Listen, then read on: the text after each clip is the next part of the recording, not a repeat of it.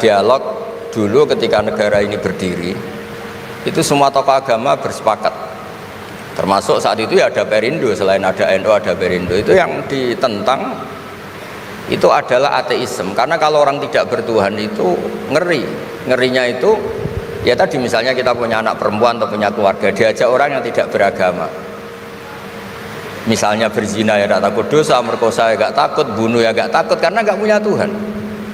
Mungkin takutnya sama polisi ya kalau ketahuan, kalau enggak. Tapi kalau orang bertuhan ini sistem kesalehannya, sistem kebaikannya ini berlipat-lipat. Takut hukuman Tuhan, takut sosial, takut ini itulah, sehingga kita bersepakat berketuhanan. Lalu kedua, ada beberapa kejadian nyata di beberapa negara yang fahamnya itu tidak bertuhan, itu bekas kondom atau bekas apa dipakai lagi, didaur ulang. Bahkan tinja yang bisa dikelola jadi bahan makanan.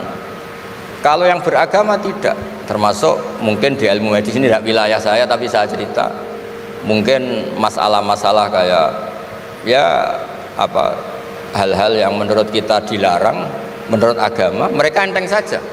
Misalnya bikin cadangan-cadangan organ tubuh dan sebagainya. Kalau beragama itu masih enak, aturannya jelas. Kalau nggak beragama itu repot. Sehingga saya cerita sedikit lagi karena kadung dipuji ahli Quran Pak Kures sama saya cerita dulu ketika Rasulullah itu sugeng masih hidup, itu ada kekuatan politik, satu Romawi bertuhan, yang satu Persia tidak bertuhan, tidak berkitab suci. Ketika Romawi kalah, itu Rasulullah itu susahnya bukan main, karena yang masih mentautkan diri dengan Tuhan kalah sama yang sudah tidak bertuhan. Dan ketika akhirnya Persia yang kalah, yang menang Romawi, Nabi itu ikut senang karena yang bertuhan mengalahkan yang tidak bertuhan. Kenapa penting bertuhan? Karena bertuhan itu setidaknya punya aturan.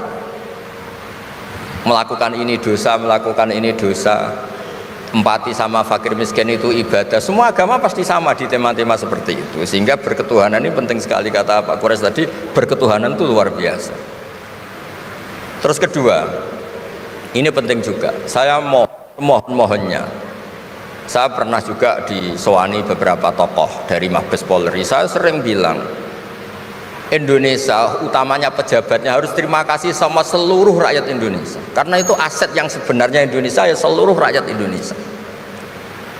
Saya cerita satu cerita, ini hadis sahih di Bukhari, nggak bisa dipertentangkan, ini hadis sahih di Bukhari, di Muslim. Di antara yang diapresiasi Allah itu adalah potensi jahat kita tidak menjadi, tidak kita wujudkan.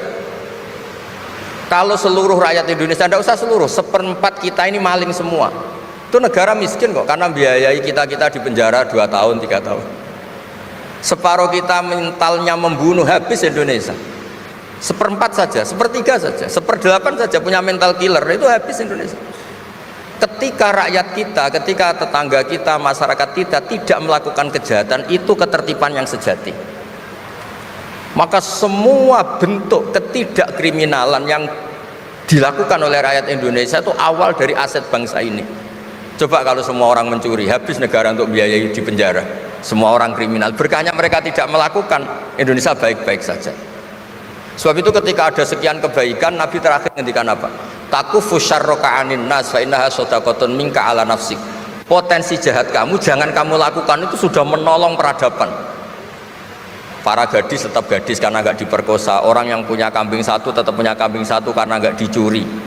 Orang yang berkarir tidak terhenti karena karakternya nggak dibunuh, tidak dihujat, tidak dihentikan, tidak disetop oleh cibiran, oleh bulian. Maka di antara 7 orang yang dilindungi Allah, fi dzillihi yauma la dzilla illa dzilluh, itu Nabi hanya cerita orang yang nggak jadi. Di antara yang diceritakan Nabi dalam sebuah hadis, saya ini lelaki sejati, sangat mencintai sepupu saya, dan saya mau ngumpuli dia, tidak mau sampai saya kasih uang 100 dinar. Setelah saya kasih 100 dinar, saya ingin ngumpuli dia dengan cara salah tentu. Dia gak mau dan berpesan, la tafuddal khatam illa bihaqqih. Kamu jangan ngumpuli saya sebelum nikah. Singkat cerita, pemuda ini nggak jadi melakukan hal yang nista, yang nggak benar.